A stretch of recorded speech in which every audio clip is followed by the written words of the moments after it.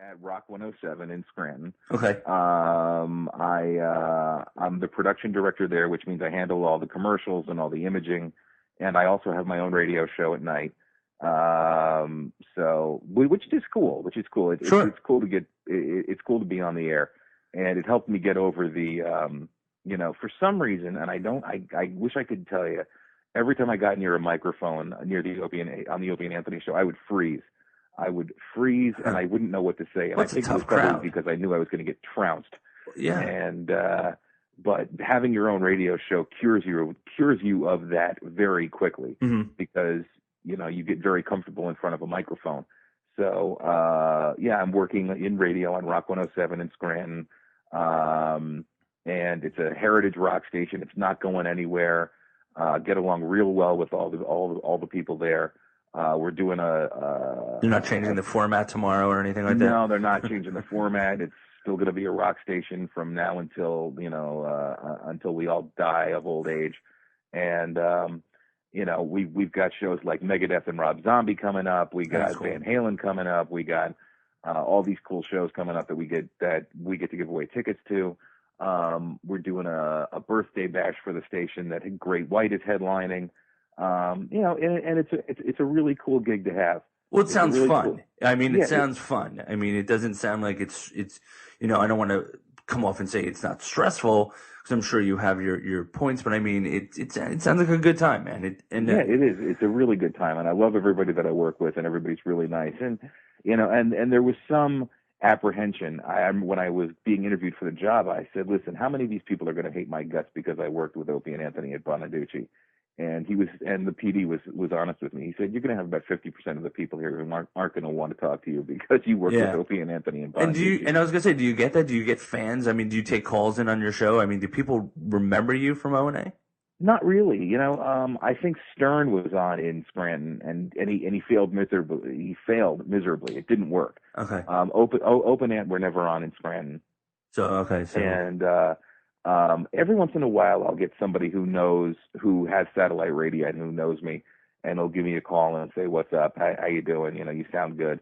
We loved you, man. I mean, you are definitely. I mean, when these guys bust your balls, I mean, like I said today, they were doing something they were talking about Gay Steve with a cat, and it went on for 15 minutes that they were doing it. And I don't remember if it was live today or if it was from playback before they do the show. They do they'll play a best of. And I mean, like I said, man, you were part of the show. You were a huge part of the show. I mean, every time you got on mic, and it's funny that you say this, because I mean, here listening to you saying that you were nervous or you were hesitant, to us, man, you were fucking Steve C, man. We loved you. It was like that's very cool of you to say. Yeah, dude, it was good stuff. I mean, we always did. I mean, out of the guys, out of Opie, Anthony, and Jimmy, I mean, your top three, your main guys, I mean, who's the realist? I mean, I know Jimmy doesn't drink and stuff, but I mean, which one of these guys do you want to sit down and have a beer with? I mean, who's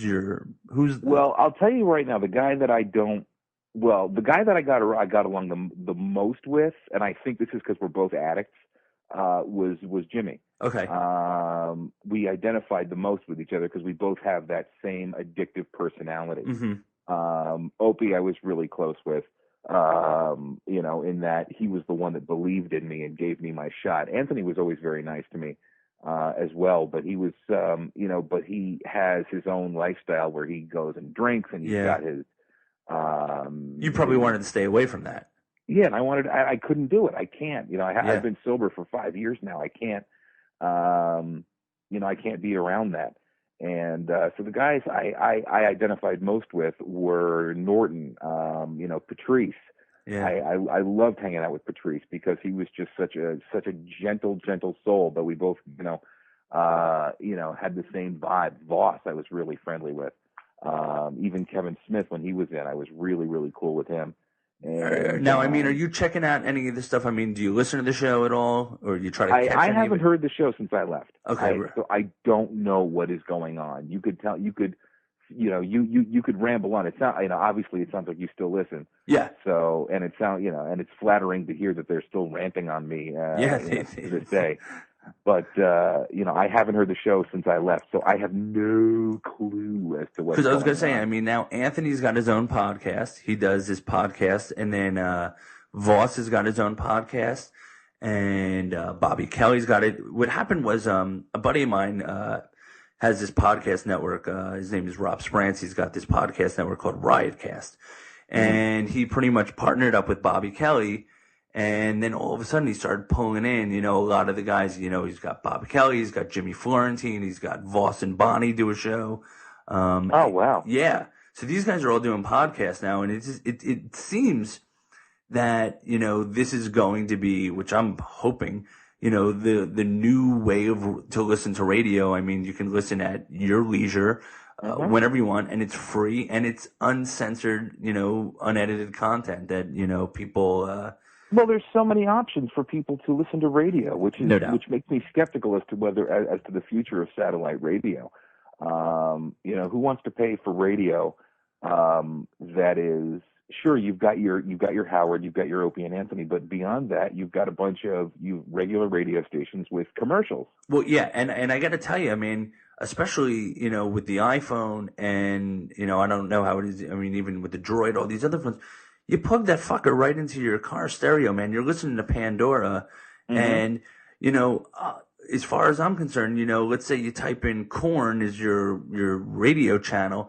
Dude, I can deal with like a 30-second Lexus commercial and have 8 songs of the genre that I'm looking for. I mean, and I'm fine with that, Yeah. So, I mean, and you're right. I mean, let's say Howard and O&A leave satellite. I don't think people are paying $13 a month, for ESPN radio or whatever. That's my opinion. I have no idea. I think that's a valid point. I don't think the business model is sustainable for much longer. I just don't think it's, especially with guys like Howard working 4 days a week. Yeah. And now Howard's going to go and do America's Got Talent. Yeah. It's only going to help his ratings. And when he's on, as far as I'm concerned, Howard's the only show they've got there, along with Opie and Anthony, that anybody would be willing to pay for. Yeah. Outside of that, I don't really see what's going on satellite radio, that people are willing to fork over $20 a month for. I just don't see it. I know I'm out. I mean, as far as I'm concerned, once Howard, and O&A decide that this is it for them. And I mean, like I said, especially when you have someone like Anthony doing his own podcast, that, I mean, it's not O&A, but I mean, it's, it's Anthony. And I mean, and even Bob Kelly doing his own podcast. I mean, he has, Norton stops by all the time, and, Attell and all the guys who, these characters who always done O&A together. And I mean, well, dude, I appreciate, I mean, really, a lot of people wondering what you're up to, and it's nice to hear that you're doing something, that you're not just sitting around with my thumb up my ass. Yeah, well, that's hot. Well, thank you very much. It was a pleasure speaking with you, man. Yeah, dude, thank you. It was awesome. So where can people check out where you're at now to continue following where you're at? Best place, foundrymusic.com, still up and running. Also, facebook.com/foundrymusic and twitter.com/foundrymusic. And because I love my wife so much and I want to support what she does, go to facebook.com/muscle-sorority, or you can just go to mjcarlisi.com. She's a professional bodybuilder, and actually she's a professional figure competitor, and she's helped hundreds of people get in shape and lose weight. She's managed to she's still in good shape after the baby and everything? Oh, my God. She was on stage competing 6 months after she had Xander. Nice. So, yeah. Wait, so now is that tough for you, dude? Is that like something that, I mean, because your wife is in such great shape that all of a sudden you're like, when you're like, it's like 2 a.m. and you want to go downstairs and have cookies, or you're like, oh my God, I can't do this. I can't be fat. Who says I doesn't? Who says I don't? My wife is constantly bitching at me because I'm not eating as well as I should. Steve, is that you downstairs? No. What are you eating? Nothing. Yum, yum, yum. No, she is actually a great motivator. She'll, I get pictures. I get pictures on the refrigerator, or like on the cookies. I'll get a picture of where I happen to be sitting, and it's not looking good. And she's like, "What do you think?" And I'll go grab a cookie, and I'll be like, "Ah, you fucking bitch." Damn it.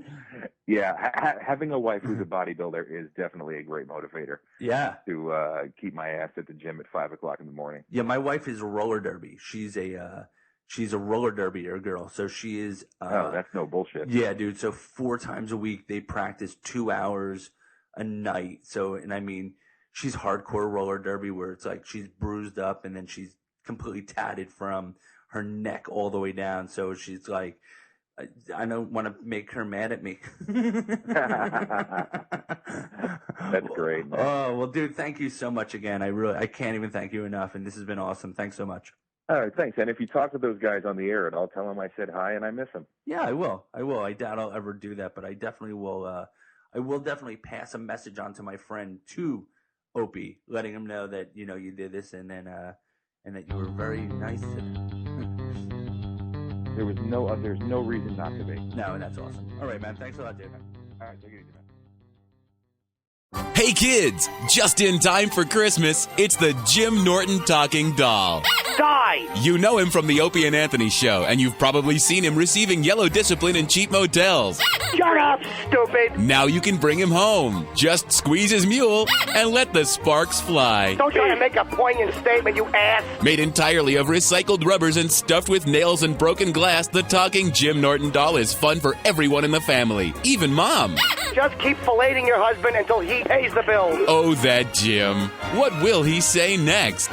You talk like Foghorn Leghorn. Shut up. It's an educational toy, too. Who better to learn about the birds and the bees than from Uncle Jim? It's not rape if they blink twice for yes. Comes complete with martini glass, shaker, and vial of urine. Some assembly required. Shut your yap. New from Stinko. It's the Jim Norton talking doll. You stink. Available where Megan's Law doesn't apply. I was walking down the street and some construction guy was shouting at me, "Hey, show me your cans." So I did. And he plummeted 17 floors and was impaled on a forklift. But my tits looked great. Please, wow responsibly. A public service announcement of the Opie and Anthony Show. It's the O&A virus.